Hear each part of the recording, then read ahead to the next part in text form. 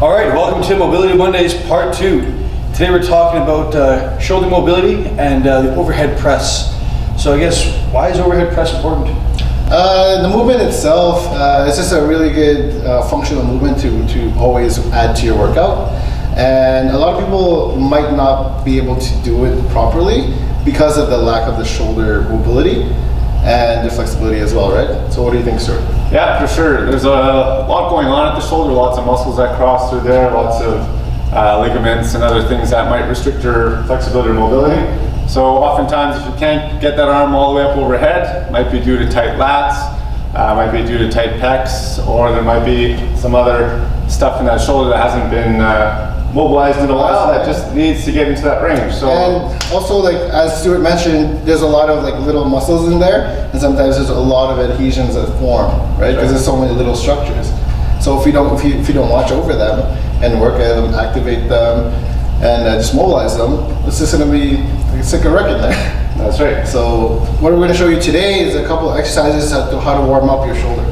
Probably is for, and it's also for overall joint health. Mm-hmm. So when you said proper, I mean, what does that mean in terms of overhead press? Like, what does a proper overhead press look like? Well, that's a good question. That's what we're going to show you. Yeah. So if we're looking at doing an overhead press, ideally we have a good stacking, but keeping the elbows stacked underneath the wrists, bars nice and close to the body.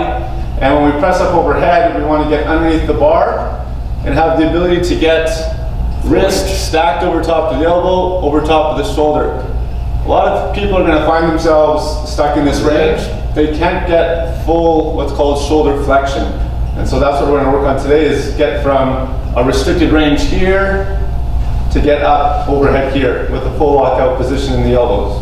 Really quick, Stuart, show us something more things that people do wrong. All right, so the things that people will do wrong is if we can't get all the way up overhead, we'll see compensation by overarching or hyperextending the back, and that can put a lot of pressure down at the lumbar spine.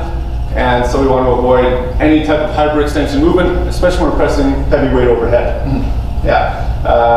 Other things that we might see due to lack of mobility. Mm-hmm. And flexibility, a little bit. Yeah, I don't know. What else? Right here, like you said before, this is very common. You see people go into this position here, and when the weight's lighter, you won't really notice. All of a sudden, it's like, I feel like I'm going to fall forward. I can't really press. So what you'll do is you're going to stop here, and then the next step is what Stuart just mentioned, is the arch, right? Yeah. So what we're going to show with Jericho here is basically how to open up those shoulders and make sure you can do what Stuart just did right there, push up and over top of your head. Yeah. I guess one more thing before we hand it off to Jericho too is there might be ways that you can still overhead press when you don't have the full mobility at the shoulder, and all you have to do for that is maybe play around with the width on the bar, because the wider I am on the bar, I need less range of motion or flexibility at my shoulder to get overhead, as opposed to getting more shoulder width apart requires a lot more mobility. So playing with the depth on the bar or the distance on the bar will either allow you to get overhead or may prevent you from getting overhead. So that's one thing to play around with. Our ideal position for most strength and stability would be hands just outside shoulder width, somewhere around that range there. But you can play around if you need to, if you're working on the mobility to progress it. Awesome. Okay, so the couple of exercises that I personally do before I begin any shoulder work, even if it's just a squat, because doing a squat, right, you still have to externally rotate your shoulder and get into a more stable position. So what I like to do, using a microband, you can do a lot of like different exercises to warm up that joint. So I'm going to show you a couple of them. First one's band pull aparts on the front, going like that. So get that full extension every single time, right? All the way. Return to the sides. And I'll give you guys a side view as well. Right here, like that. So the muscles that Jericho's working on here to create this movement is primarily his posterior deltoid at the back of the shoulder to pull the arms out into this cross extension position, as well as the muscles between his shoulder blades need to stay nice and strong and activated, so his rhomboids and mid traps. Yeah. So what I like to do as well with the band, I take it up and I just pull it down, making sure that everything is working and everything's getting activated, right? Yeah. You're focusing a little bit more on the lower traps as he keeps the shoulder blades pulled down, as well as lats and pecs getting in there too. So the last one I like to do is take it all the way back. And just go forward a little bit, all the way back. We're really working on that retraction. In case you couldn't hear that, he's really working on his retraction. Yeah. Awesome. So with all that we just showed you, you want to get to this. I call it band dislocation. I don't know what you guys to band dislocation. So pretty much with a band it's easier. So the progression goes usually for me is a band, then to a stick, and then it's it. So showing you now, you're gonna pull it apart, go all the way up, all the way back. That's one. And then I can put it all the way back, all the way up, and all the way down again. Okay. So I'll give you that in a side view. All the way up, all the way down, all the way up, all the way down. This one's definitely more intense than the other variations Jericho's gone through, so you'll just want to take these slow and controlled when you first start. Mm-hmm. Start with the hands wider, because it requires less range of motion to get around. As you progress to the dowel, start wide, then you can start getting narrower, narrower, narrower.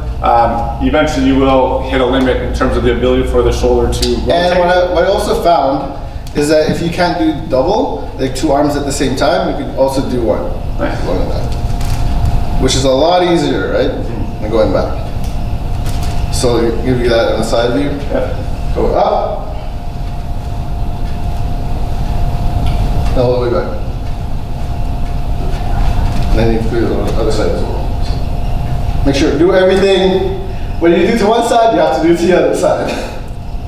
Okay. So what do you feel as you're going through those different movements, Jericho? Just because I'm not as warm as I want to be, there is a lot of like, it feels like it's a walking sensation, right? Okay. But once I do like a couple of them, or like a few of them, right? Yeah. After like 4 or 5 or 6, even 10, I feel way better. It feels loose, blood's flowing in there. Yeah. So it starts a little more restricted. Starts Less restricted, yes. And then it starts opening up. And that starts opening up. Okay. Yeah. So what that do is just say that. So say you were like this, maybe now you can get more open, more of a better position for your overhead presses, right? Just because you did the mobility. Yeah. So. And keeping in mind that this isn't if this is my range of motion right now, I'm going to expect to get here after doing these exercises once or twice. Mobility is something that takes a lot of time, a lot of dedication, and it can take weeks, months, if not longer. Even a year. It all depends on the person and how much you've neglected the movements and the motor pattern, you know. That's right. Yes. So starting wherever you're at, make sure that it's in control. Mm-hmm. There might be a little bit of discomfort or a bit of a stretching sensation, but it shouldn't be painful. Work within a pain-free range, and the more you work on it, the more you'll get a little bit more range, a bit more accessibility to that overhead position, till eventually you're right up overhead and then you're overhead pressing. It's all going to be about repetition, guys. DJ can vouch for this, I can vouch for this, Stuart can vouch for this too. So, I mean, as long as you keep repeating, you're putting in work to your craft and whatever you want to be better at, whether that's mobility or flexibility, it just takes time. And remember, 5 minutes a day, right? That's which right. is in a week, which is like 35 minutes. 35 minutes. Okay. All right. Well, thanks very much for watching. Check us out next Monday, Mobility Monday 003. Thanks very much for watching. Woo! Because knowledge is power.